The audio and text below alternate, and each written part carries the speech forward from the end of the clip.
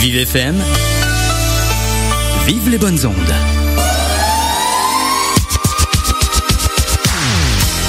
Eh bien, on est avec vous de retour sur les Forces Vives. On va passer une partie de la soirée ensemble et ce jusqu'à 19h. Je m'appelle Louis Godon. Alors, il y avait un petit bonus tout à l'heure à 17h30. C'était avec Thibaut Devers. Donc, ça fait une belle émission d'1h30 avec vous aujourd'hui. C'est le petit cadeau. Voilà. Merci en tout cas de votre fidélité. On va bien sûr continuer à découvrir, comme chaque semaine, les talents, les événements, la multitude de choses qui se passent autour de nous. Et aujourd'hui, je suis pas tout seul en studio. Comme chaque semaine, vous avez l'habitude. Aujourd'hui, c'est Sébastien Bachelet qui est avec moi. Bonjour. Bonjour Louis. Alors Sébastien Bachelet, vous allez découvrir qui c'est dans quelques instants. C'est quelqu'un qui a un beau parcours, je pense qu'on va pouvoir évoquer aujourd'hui. Donc restez bien connectés. Alors ça commence tout simplement en 2001, c'est ça C'est ça. Vous me contredisez si j'ai fait une bêtise. Non, c'est exactement ça. 2001, j'avais 21 ans. Ça voilà. En 2001 à 21 ans, moi j'avais 1 an. Bon, en tout cas voilà. Donc comme agent commercial dans l'immobilier chez Century 21. C'est ça. Et donc c'est ce qui vous a donné envie de vous intéresser au financement. C'est tout à fait ça. Effectivement, j'étais agent immobilier et effectivement je passais mes dossiers de financement auprès d'un partenaire et je me suis intéressé à son métier. C'est comme ça que j'ai rejoint l'entreprise. Et alors pour quelle raison? Qu'est-ce qui passionne dans le financement à 21 ans finalement? Le fait de vraiment apporter une solution à ses clients et de les accompagner dans un projet de vie qui est un des projets les plus importants pour eux. Le fait de pouvoir les accompagner, leur trouver des solutions, c'est vraiment gratifiant. Alors on va voir que l'histoire d'amour avec le financement, ça va perdurer un petit peu. Alors en 2003, vous avez eu l'opportunité d'intégrer une agence Crédit Foncier. C'est ça, tout à fait. Qui était sous l'enseigne Laina, voilà. Enia, ouais, c'est compliqué à dire. Voilà. On était Laina, on est ensuite passé en Tenial, donc qui était en fait la branche des travailleurs indépendants du Crédit Foncier. D'accord. J'avais moi-même pris donc après la direction commerciale du point de vente de Creil en 2005. C'était un peu la suite logique de mon parcours où j'avais un patron qui était sur le point de partir en retraite et j'ai eu l'opportunité de lui racheter son agence en 2008. Opportunité que j'ai saisie où j'ai après reconstitué une équipe et développé une équipe autour de cette agence qui était à l'époque basée à Creil. Alors quelle est la décision? Comment on prend une décision de dire je rachète l'agence? On la prend assez naturellement. On est bien dans son travail. On est bien avec les collaborateurs qui sont en poste. On est bien avec nos partenaires puisqu'on adosse notre activité sur des partenaires qui nous recommandent. Et c'est assez naturellement que j'avais envie de continuer de le faire pour moi, ce que je faisais en fait précédemment depuis 5 ans. J'avais envie de le faire pour moi, donc j'ai continué comme ça. Alors on l'a vu, le Crédit Foncier de Creil, donc qui vous appartient désormais. Alors qui nous appartenait, voilà. Mais voilà, selon le cheminement, je dirais, qui vous appartient plus maintenant. On comprendra pourquoi un petit peu après. Et donc qu'est-ce qui s'est passé? Un beau développement, j'ai cru comprendre. Oui, un super développement à Creil. J'ai eu la chance de tomber sur des collaborateurs de grande qualité, des collaborateurs avec lesquels on a évolué tous ensemble et on est arrivé dans le top 3 des agences du Crédit Foncier. C'est un top 3 qu'on a réussi à tenir pendant 10 ans où on passait de la première à la deuxième à la troisième place. On remontait, on bataillait avec nos confrères d'autres régions pour tenir le trio de tête. C'est quand même beau de voir que les petites compétitions en interne et vous représentiez l'Oise, je dirais, avec... Et c'est motivant. Oui, c'est extrêmement motivant et gratifiant pour les équipes. Ouais. Alors on l'a dit, ça continue après. Donc le Crédit Foncier, alors on l'a dit, top 3 national. En 2019, le Crédit Foncier, il se passe quelque chose? Il se passe plus grand chose, même à l'inverse.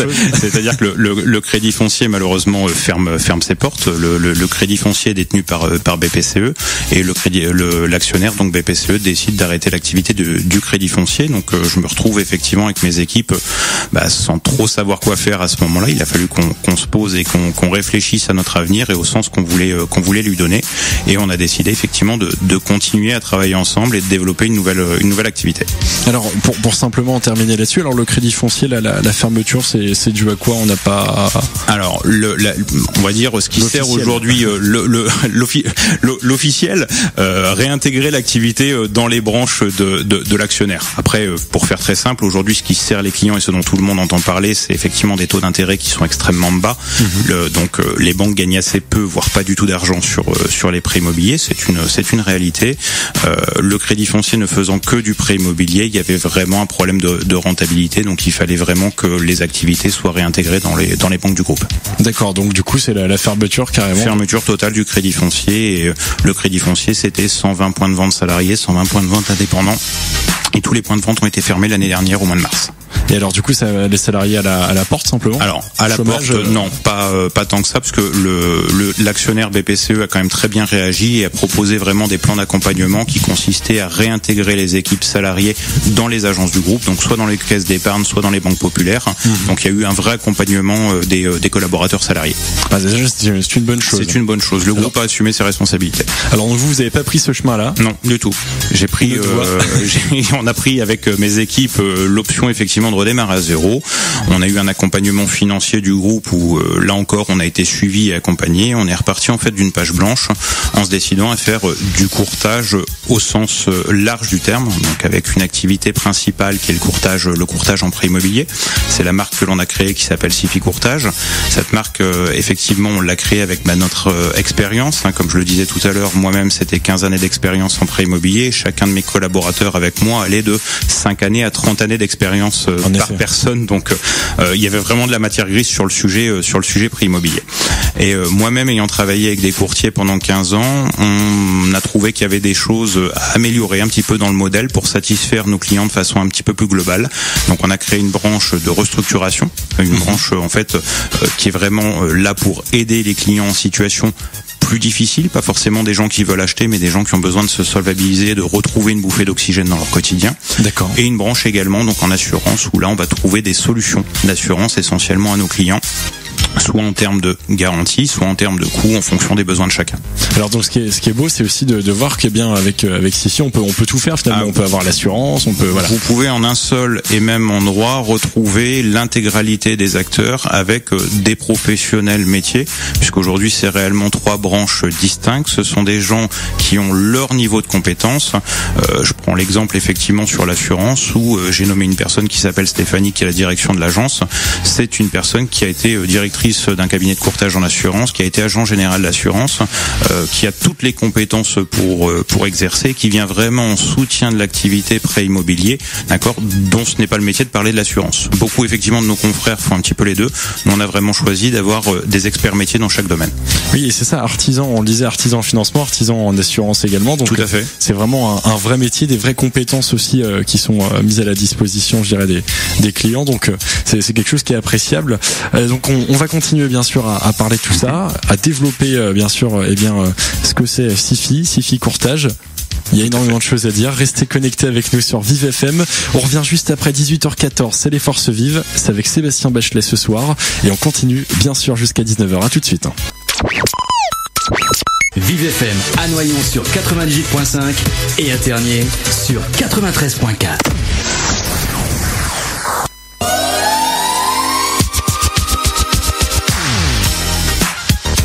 Et on est de retour sur les Forces Vives, 18h20. Merci d'être avec nous, de nous écouter ce soir. On vous accompagne bien sûr sur Vive FM comme chaque jeudi, pour vous faire découvrir les talents, les événements et toute la beauté, je dirais, de notre territoire aujourd'hui. Et c'est au tour de notre ami Sébastien Bachelet. Bonjour, rebonjour, pardon. Pardon, j'avais coupé le micro. Rebonjour. Rebonjour Louis. Alors bien sûr, on va continuer à parler donc de Sifi Courtage, l'entreprise que vous avez créée, gérée. Voilà, c'est vraiment tout un projet bien sûr qu'on va pouvoir découvrir au long de cette émission. Et on le disait tout à l'heure, il y avait tout le parcours. Pourquoi et comment on en arrive là. Et donc vous me le disiez hors antenne, il y a aussi un partenariat qui est lié avec un partenaire qui semble important quand même. Ouais, un partenariat qui est très important et qui fait vraiment partie de notre ADN, c'est qu'effectivement on a fait le choix dès la création de rejoindre le groupement J'aime mon courtier. Donc J'aime mon courtier, pour faire simple, c'est un groupement qui fédère des courtiers indépendants donc au national. D'accord. On est effectivement tous indépendants dans nos structures, mais regroupés autour d'un label. Un label en fait qui a 2 valeurs essentielles et très fortes, qui sont des valeurs de conformité et des valeurs humaines, c'est-à-dire qu'on prend plaisir à se retrouver et essayer effectivement de faire avancer la profession, de la faire avancer dans la relation avec nos partenaires bancaires, comme de la faire avancer pour trouver des solutions de plus en plus avantageuses pour nos clients, et également un label de conformité, puisque ce label nous permet d'améliorer notre conformité et d'être en permanence dans ce que nous demandent effectivement nos autorités de contrôle.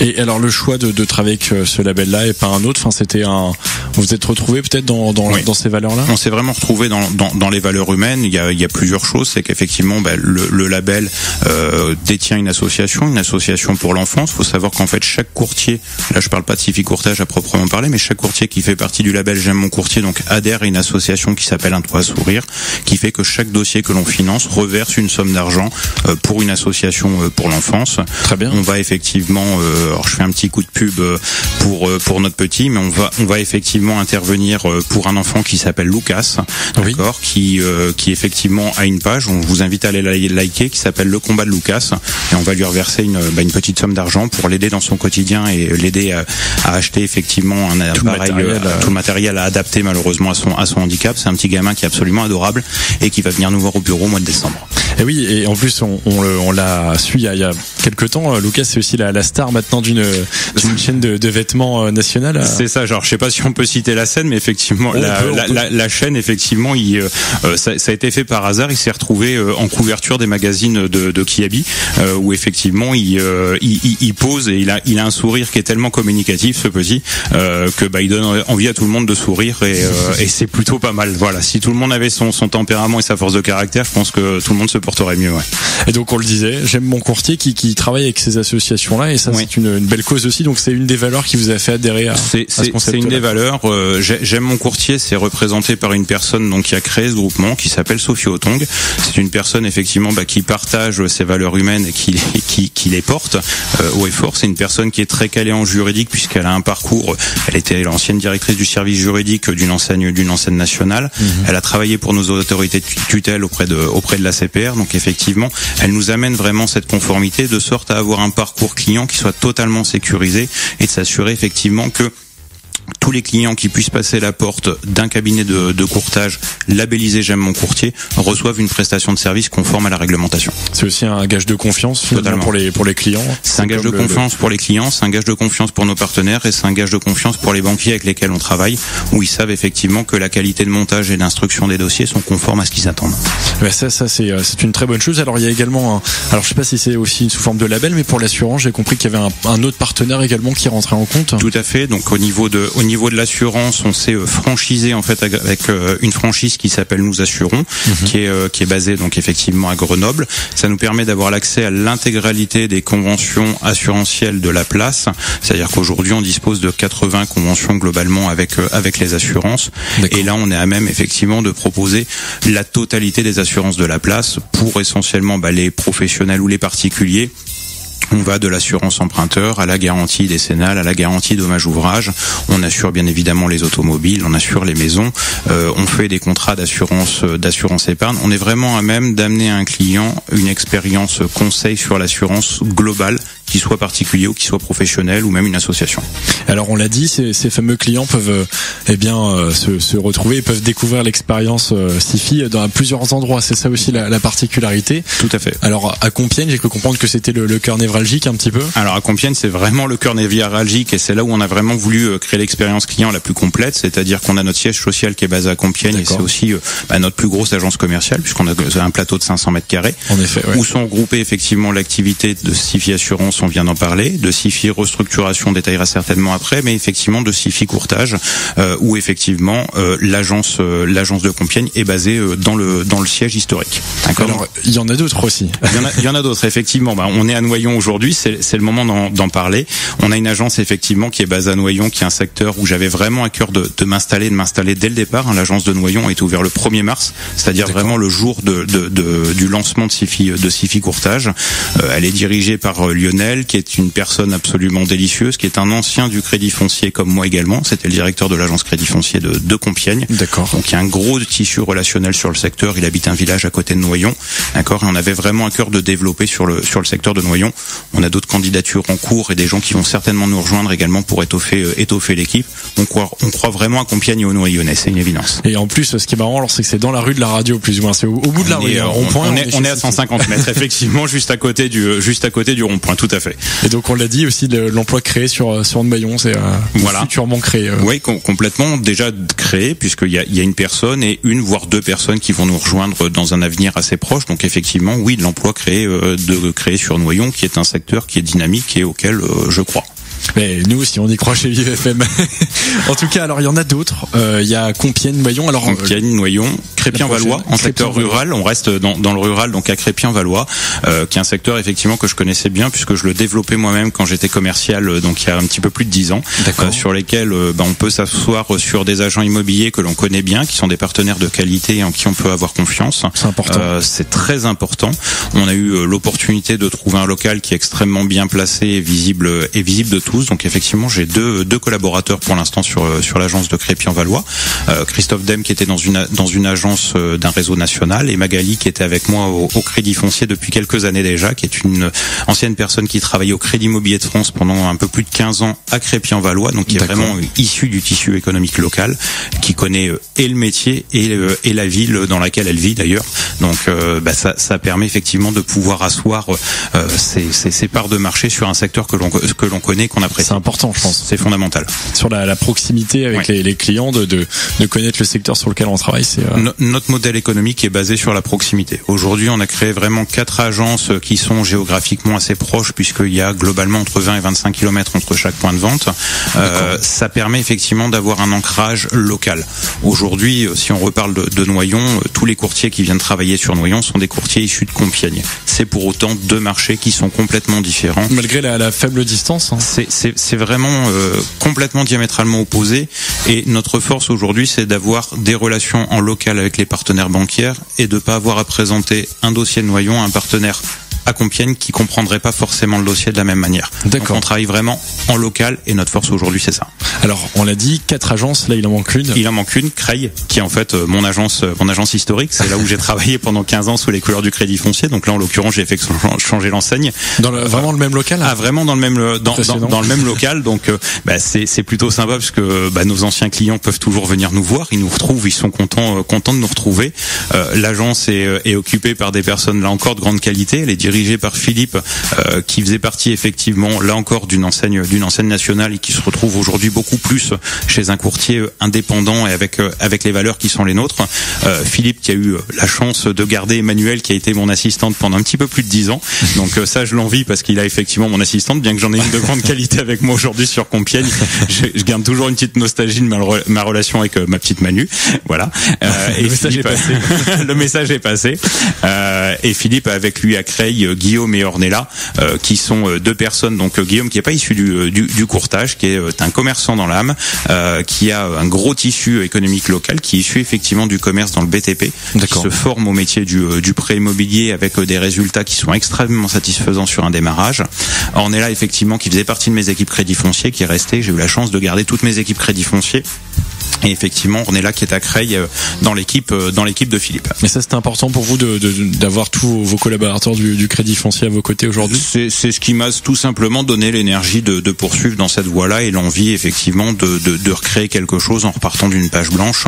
C'était vraiment l'objectif, c'était de le faire tous ensemble. Ouais. Alors aujourd'hui, combien de salariés sur l'ensemble des agences ? Aujourd'hui, en totalité, donc on est 18. J'ai pas détaillé effectivement sur l'agence de Compiègne. Sur l'agence de Compiègne, on a Séverine qui est extrêmement connue sur le Compiègnois puisqu'elle a travaillé au Crédit Foncier de Compiègne pendant 10 ans. Je l'ai ensuite embauchée à Creil avec moi. Elle a travaillé avec moi pendant 5 ans à Creil, donc 15 ans de Crédit Foncier, 15 ans de prêt immobilier, avant de se lancer Sifi Courtage. Une expérience extraordinaire, extrêmement douée sur la construction, qui est un métier très spécifique, qui demande des compétences accrues que peu de personnes ont. Donc la championne de la construction dans nos bureaux, dans les cadres, c'est Séverine et de très loin.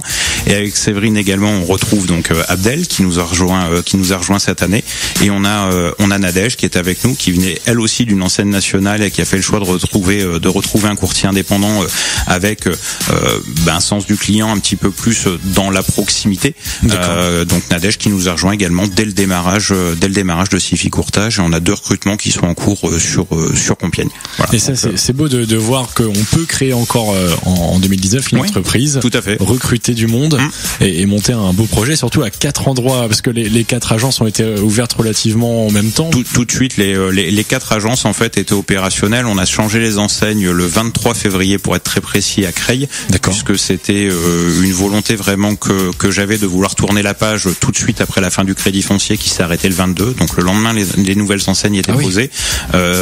une petite anticipation quand même. Voilà, oui, c'était vraiment anticipé, oui, tout à fait. L'agence de Compiègne a été ouverte le jour même, l'agence de Crépy a été ouverte le jour même, l'agence de Noyon a été ouverte la semaine suivante. Voilà, donc on avait vraiment une volonté de démarrer tout de suite. Sur les chapeaux de roue, en plus 3 endroits différents, ça sort un peu du classique où une entreprise, peut-être une deuxième, une troisième, enfin un point de vente, un deuxième, un troisième. Là, c'est 4 d'un coup, quoi. C'est comment on prend ces risques-là? On les prend assez facilement, puisqu'en fait, j'ai toujours été convaincu que la vie était une question d'opportunité, et j'ai eu la chance effectivement d'avoir des collaborateurs qui sont venus me rejoindre dès le démarrage, qui avaient envie de participer au démarrage de Sifi, des collaborateurs que j'avais envie de mettre aux responsabilités, à qui j'avais envie de confier une direction d'agence. Donc effectivement, après, ça nécessitait juste de trouver des locaux. Oui. Dans l'absolu, c'était pas beaucoup plus compliqué que ça. Oui. Alors après, bien évidemment, il y a des enjeux financiers. On va voir le banquier, on lui demande de concourir au projet, on s'endette un petit peu. Ça fait partie du jeu d'un chef d'entreprise. Ça fait partie des risques, c'est évident. Mais effectivement, les risques sont toujours mesurés, et je pense qu'une fois qu'on a mis les bonnes personnes en place, ça suit, et pour l'instant, voilà, on est 8 mois après le démarrage, et je me réjouis de ce démarrage. Alors donc 8 mois, le bilan qu'on fait là-dessus, alors bien, très bien. Alors, toujours pour finir dans la présentation des équipes, on a donc à Compiègne, on parlait de la restructuration.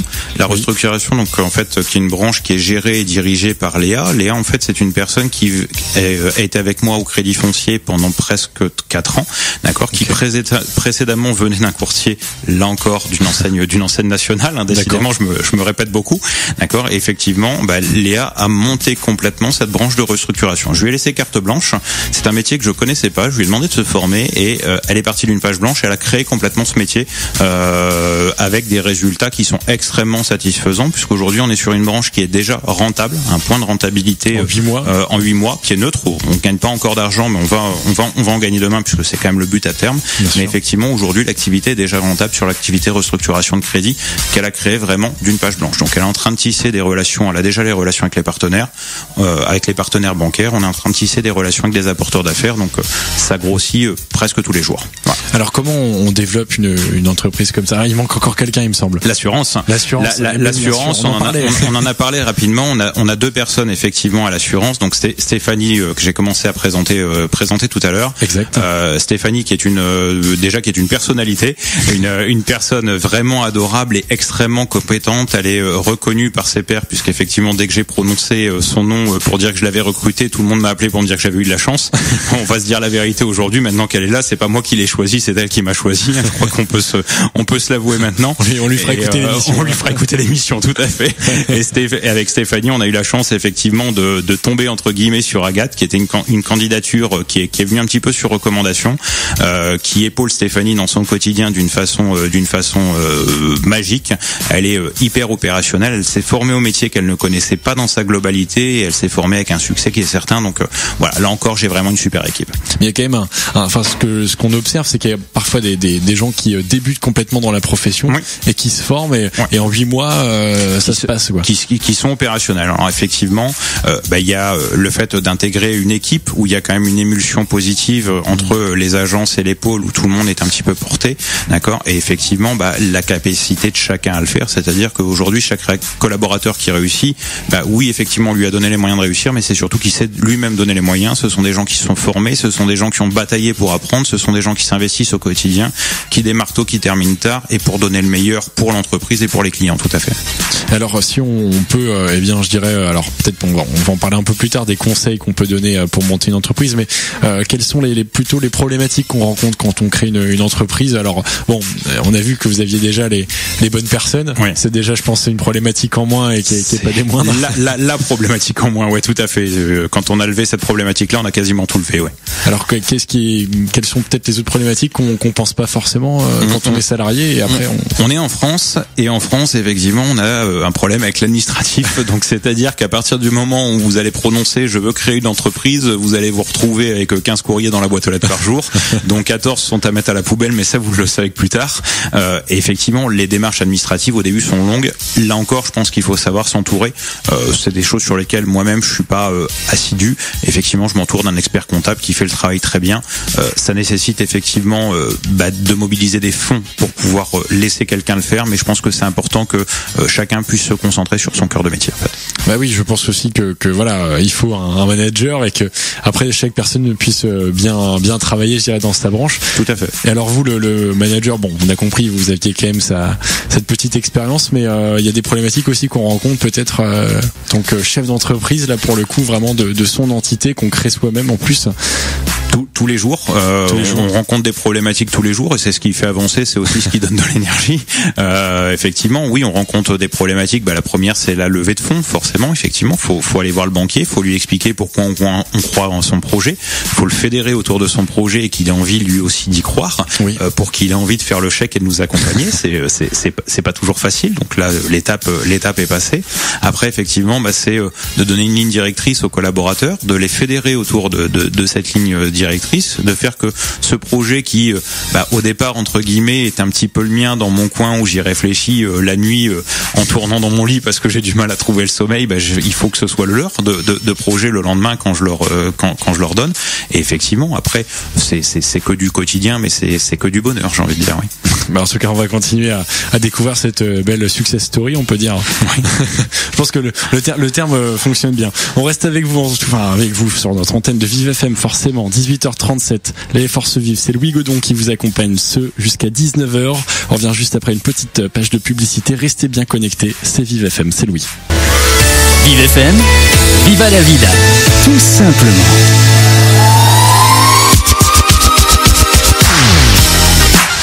De retour, dernière ligne droite sur les Forces Vives, plus que 10 minutes avec vous sur Vive FM, comme chaque jeudi de 18h à 19h. Je suis toujours avec Sébastien Bachelet. Rebonjour. Rebonjour. Pour cette fin d'émission. Alors on parlait bien sûr de votre parcours et bien sûr de la création de votre entreprise qui s'appelle Sifi Courtage, qui fait pas que du courtage, on l'a dit, de l'assurance, du recouvrement, c'est ça? C'est ça, tout à fait, de l'assurance, du recouvrement de crédit et du courtage en prêt immobilier qui est notre cœur de cible. Alors vous êtes implanté à Noyon, tout dans la rue de la Radio, on l'a dit, à Crépy-en-Valois, à Creil et à Compiègne, donc c'est vraiment bien sûr le secteur.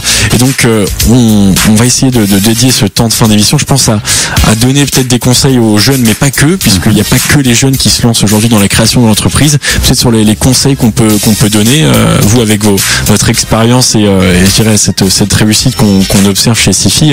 Je pense que le retour est important et qu'il faut bien écouter en tout cas cette. Si j'avais qu'un seul conseil effectivement à donner, c'est faites-le avec vos tripes. Si vos tripes vous disent de le faire, votre tête elle vous servir de la calculatrice et à calculer le business plan, c'est évident, mais il faut d'abord que ça vienne des tripes. Il faut aimer ce que vous faites. Si vous aimez pas ce que vous faites, si vous vous levez le matin pour aller passer une journée de 10 heures, de 12 heures, de 14 heures de boulot, vous allez la subir votre journée. Si par contre effectivement je vais être un peu trivial, mais si vous prenez votre pied dans votre quotidien, la journée elle pourra durer 16 heures, elle passera très vite et vous serez très satisfait quand vous rentrerez chez vous, et ça n'a pas de prix. Et alors comment on crée une entreprise, c'est peut-être un peu large comme question, mais quelle valeur je pense qu'il faut avoir, mis à part d'avoir ça dans ses tripes, il y a peut-être je pense qu'il faut aimer les gens. Si vous avez envie de vous entourer, si vous avez envie de faire une activité qui de toute façon à un moment donné va toucher un client, si vous faites les choses pour l'argent, vous n'y arriverez pas. L'argent finira toujours par arriver si les motivations de départ sont différentes. Si vous croyez en votre projet, parce qu'effectivement vous avez vu que vous pouviez avoir une vraie valeur ajoutée, que vous allez amener quelque chose de nouveau au client, que vous allez amener une prestation de service complémentaire, que effectivement vous allez vous différencier des autres, si vous y croyez vraiment, vous allez développer un business et ce business-là, à un moment donné, va devenir rentable et vous allez pouvoir en vivre. Si par contre vous créez une entreprise en disant j'ai vu sur Capital un mec rouler dans une grosse voiture parce qu'il est à son compte, je peux vous assurer une chose, c'est que vous allez aller dans le mur parce que c'est pas comme ça que ça se passe, c'est pas aussi rose que ça. Il faut vraiment le faire pour des raisons différentes au départ. Donc ça c'est important, je pense que le message est vraiment nécessaire et qu'il faut l'entendre, parce qu'aujourd'hui beaucoup de jeunes aussi se lancent là-dedans en créant leur entreprise dans tout domaine finalement, dans la restauration, dans le commerce, marketing en ligne, enfin voilà, dans tous ces domaines-là, et je pense que c'est important de pouvoir rappeler ces choses-là. Est-ce qu'on peut également rajouter quelque chose d'autre sur votre parcours?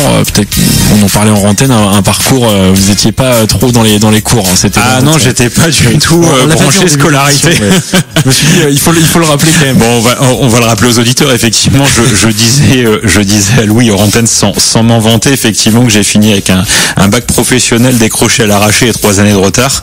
Ce que je veux dire surtout par rapport à ça, c'est qu'effectivement la scolarité c'est une chose, et je pense que plus on peut aujourd'hui pousser, plus c'est une bonne chose, parce que ça donne quand même un certain nombre de bases. Néanmoins, effectivement, quelqu'un qui a été en échec scolaire, ça veut pas dire qu'il sera en échec dans sa vie, et que l'énergie effectivement qu'on peut mettre dans son quotidien derrière, et le courage qu'on peut apporter pour développer effectivement son travail, son business, qu'on soit salarié ou qu'on soit effectivement à son compte, on a plusieurs vies dans lesquelles on peut se refaire. Donc effectivement, ne lâchez jamais rien. Alors l'autre anecdote aussi qui était sympathique, c'est quand vous étiez en stage, alors donc vous faisiez pas trop 35 heures quoi. Non, tout à fait. Tu te rappelles le nom de l'entreprise du coup, mais au niveau de la loi. J'étais effectivement j'ai toujours été passionné d'automobile, et le premier stage que j'ai fait, j'avais 14 ans, j'ai intégré une concession automobile dont je tairai le nom effectivement, et j'ai démarré le premier jour à 9h comme on me l'a demandé, et là j'ai découvert effectivement que les vendeurs arrivaient le matin entre 7h et 7h30 pour le briefing, et j'ai insisté très lourdement pour assister au briefing dès le lendemain et faire ensuite et les ouvertures et les fermetures, pour essayer de voir un maximum de choses. Et effectivement, quand j'étais à l'école, j'étais plutôt dans les derniers arrivés, premiers partis. Quand j'étais en entreprise, c'était plutôt l'inverse. Oui. C'est ça qui est beau aussi, c'est on l'a dit, c'est pas forcément parce qu'on est pas bon à l'école qu'on va pas réussir. Je pense que le message est important. Clairement. Ouais, tout à fait. Il y a beaucoup de gens en échec scolaire ou qui s'épanouissent pas forcément sur une chaise derrière une table. J'en suis un des exemples, et j'en connais plusieurs, et aujourd'hui je suis de l'autre côté du bureau, et quand je me positionne en tant que chef d'entreprise recruteur, puisqu'on est en recrutement permanent effectivement, le CV je le regarde à peine pour être très clair. J'ai besoin de ressentir les candidats, j'ai besoin effectivement comme je le dis un petit peu en plaisantant, de sentir leur parfum. Ce que je veux dire par rapport à ça, c'est de voir un petit peu ce qu'ils ont dans les tripes, de voir ce qui les anime, quelles sont leurs motivations profondes. Savoir s'ils ont eu tel ou tel diplôme, ça m'intéresse pas. Je préfère savoir leur définition d'un client, savoir si effectivement quand je vais leur mettre un de mes clients dans les mains, s'ils vont être capables de l'accompagner de A à Z en prenant soin et en leur transmettant les valeurs de l'entreprise. Et les diplômes, pour ça, on n'en a pas besoin. En tout cas, merci beaucoup. Un dernier message à passer, ou une dernière info qu'on n'a peut-être pas forcément évoquée? Simplement merci à mes équipes, c'est moi qui viens aujourd'hui. Si je peux me dégager du temps pour venir à la radio, passer ce bon moment avec vous, Louis, c'est parce que j'ai des équipes dans les bureaux, et effectivement je sais que je peux compter sur elles, donc je suis très content. Et elles vous écoutent, j'ai l'impression, ces équipes. Peut-être. On a que comprendre en antenne qu'il y avait de l'écoute en tout cas. J'ai eu quelques SMS déjà. Bon, en tout cas, bien sûr, cette émission, on pourra la retrouver en enregistré. S'il y a certaines séquences qu'on veut réapprofondir ou autre, ça sera l'occasion. Merci beaucoup en tout cas, Sébastien Bachelet. Merci beaucoup Louis pour votre accueil. Et donc rendez-vous chez Sifi, on l'a dit, et si vous êtes de Noyon, si vous nous écoutez, voilà, c'est tout simple. Alors on va pas rappeler peut-être toutes les adresses, mais il y a un site internet, des réseaux sociaux, on peut le rappeler. On a deux pages Facebook, Sifi Courtage et Sifi Assurance, que vous retrouverez assez facilement, et le site internet www.sifi.fr. Voilà, Sifi, C-I-F-I, c'est tout simplement. Tout simple. On va pas confondre, alors parce qu'à Noyon, on a une entreprise qui s'appelle Siri. Voilà, non, c'est vraiment Sifi. Attention, C-I-F-I, voilà. Merci en tout cas de nous avoir suivis. Les Forces Vives, on revient la semaine prochaine avec un autre profil entrepreneur également, c'est intéressant. Ça sera Madame Edange de l'entreprise Agenda Diagnostic. Alors c'est dans l'immobilier aussi, c'est un autre domaine, c'est du diagnostic immobilier, mais un beau parcours également qu'on va pouvoir découvrir. Et voilà, j'aime bien cette petite série chef d'entreprise en tout cas dans les Forces Vives. Très bien. Merci beaucoup en tout cas. Merci Louis.